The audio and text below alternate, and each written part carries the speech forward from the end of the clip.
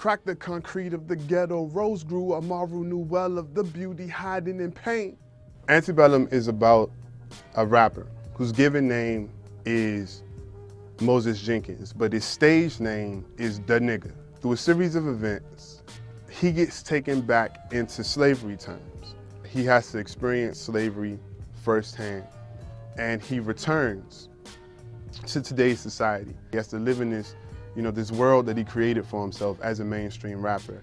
I named the book Antebellum because the word itself is used really to refer to that time before the Civil War, before the slaves were freed.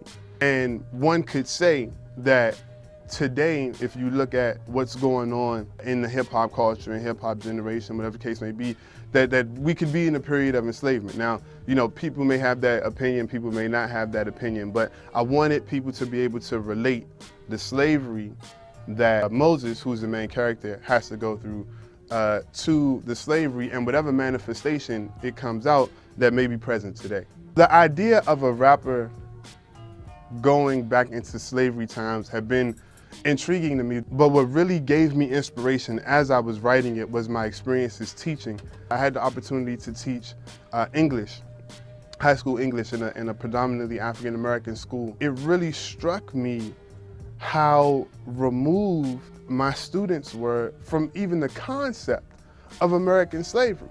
And I would try to infuse it into our classroom discussions, but that distance, that disconnect just became more and more obvious to me.